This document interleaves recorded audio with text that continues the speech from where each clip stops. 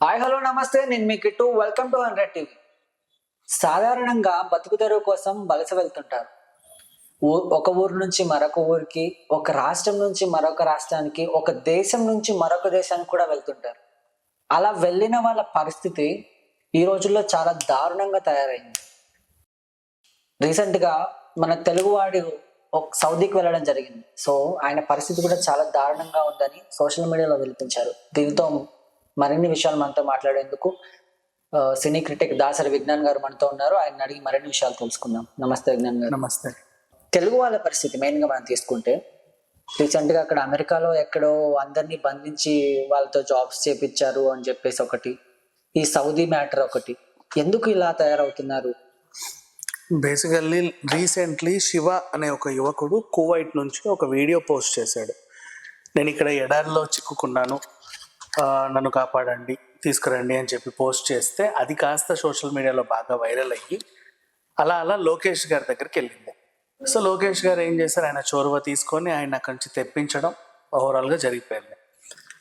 అదే టైంలో అండ్ అందరు దీని గురించి చర్చించుకునే టైంలో ఆడు జీవితం అనే ది గోట్ లైఫ్ అనే ఒక సినిమా పృథ్వీరాజ్ది ఓటీటీలో రిలీజ్ అయింది, నెట్ఫ్లిక్స్లో. అందరూ దాన్ని చూశారు. అంటే ఇతను అనుభవించిన జీవితం ఏదైతే ఉందో దాంట్లో కళ్ళకు కట్టినట్లుగా చూపించారనమాట. అది కూడా అంతే. ఇప్పుడు ఇక్కడ ఏం జరుగుతుందంటే,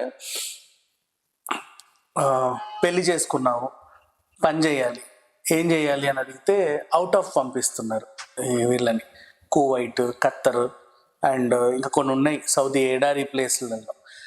ఆ ఎడారి ఏరియాలలో కొంతమంది ఏంటంటే మేకలని, ఒంటెలని, యాక్చువల్గా ఒంటెలనే పెంచుతారు.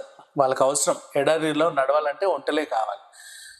ఎలాగో ఒంటెలు నడుస్తున్నాయి కదా అని వాటితో పాటు మేకలు, గొర్రెలు కూడా పెంచుతున్నారు, పొట్టేలు ఇలాంటివి. అంటే సిటీలో అమ్ముకోవచ్చు మాంసం కోసం. కానీ వాటిని చూసుకోవడానికి ఒకరు కావాలి.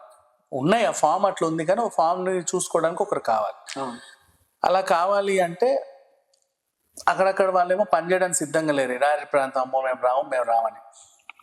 ఇక్కడ ఏజెంట్లకి, దళారీలకి చెప్తారు ఎవరినైనా తీసుకురా అని, మీకు కువైట్లో జాబ్ ఇప్పిస్తాము, మంచి జాబ్, అక్కడికి వెళ్ళండి అని చెప్పి బాదరా బందీ లేని వాళ్ళని లేదా చిన్న ఫ్యామిలీ ఉన్న వాళ్ళని, వీళ్ళని ఏమైనా చేసినా ఎవరు అడగరు అనుకునే అట్లాంటి వాళ్ళని ఎంచుకొని తీసుకెళ్తారు.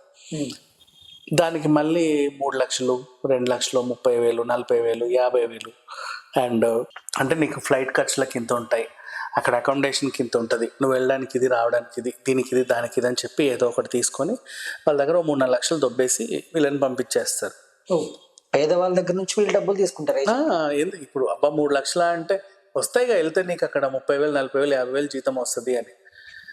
వాడికి ఇక్కడ కూడా ఏదో ఒక జాబ్ చేసుకోవచ్చు యాక్చువల్ చెప్పాలంటే, కానీ వీళ్ళు అట్లా చేయరు. ఇక్కడ ఉంటే ఏముంటుంది, వాచ్మెన్ జాబులు దొరుకుతాయి, లేకపోతే ఇంకేదో నువ్వు కూలి పని చేసుకున్నా ఇక్కడ చాలా తక్కువ వస్తాయి, అక్కడ ఎక్కువ వస్తాయి. అండ్ ఇంకా 6 నెలలు పని చేస్తే చాలు, సంవత్సరానికి సరిపడా జీతం ఇస్తారు, 6 నెలలు హాలిడేస్ ఇస్తారు. ఇవన్నీ చెప్పేసి తీసుకెళ్ళిపోతారు.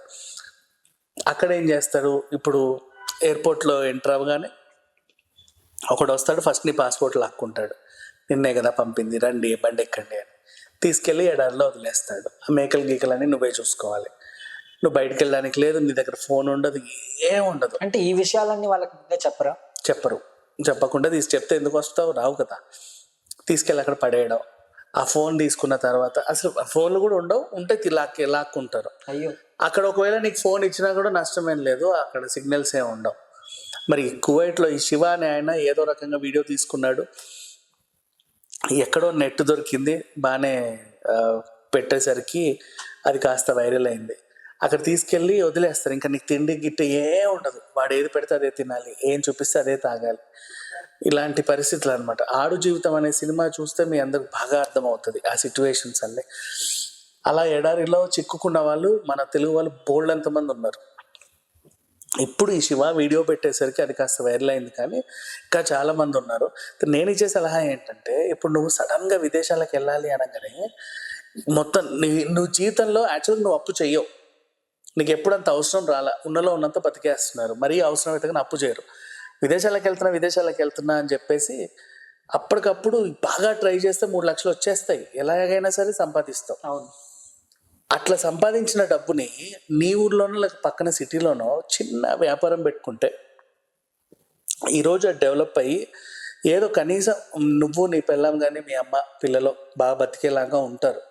అవన్నీ వదిలేసి విదేశాలు వెళ్ళిపోతాయి, వీళ్ళు అనాథలు అయిపోతారు, నీకు పిల్లలు పుట్టింది తెలీదు, ఏమీ తెలీదు, అండ్ అక్కడికి వెళ్ళి నిన్ను చంపేస్తారు. చచ్చిపోయిన తర్వాత అట్లా ఎడారిలో ఇసిరేస్తే ఆ రాబందులు వచ్చి పీక్కు తింటాయి మరి శవాలు. ఇక్కడ ఉన్న వాళ్ళకి వాళ్ళు ఏం సమాధానం చెప్తారు? ఏజెంట్లు కావచ్చు, వాళ్ళు కావచ్చు.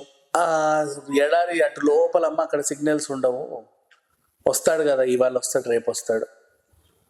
వీళ్ళేమో డౌట్లు వచ్చిన వాళ్ళు పోలీస్ కంప్లైంట్లు ఇస్తారు, పోలీస్ కంప్లైంట్ ఇచ్చినా అక్కడికి వెళ్తాయి. అక్కడ వాళ్ళు ఏం చేస్తారు, ఆ ఉన్నాడు మన దగ్గరే ఉన్నాడు అని చెప్తాడు. తప్పించుకొని వెళ్ళినా కూడా మళ్ళీ నిన్ను జైల్లోనే పెడతారు. ఎందుకంటే నువ్వు అక్కడ దొంగతనం చేసావా లేక నీ సేట్ని చంపొచ్చావా వాళ్ళకి తెలియదు. వస్తాడు, చూసుకుంటారు, లేదు వాడు ఓకే అంటేనే నేను పోవాలి, లేదంటే మళ్ళీ తీసుకెళ్ళి రిటర్న్ అప్ప చెప్తారు. ఇలా ఉంటాయి ఈ సిచ్యువేషన్స్ అన్ని. మోస్ట్లీ దేశం దాటి సౌదీ, అయ్యో ఇప్పుడేనే కాదు, గతంలో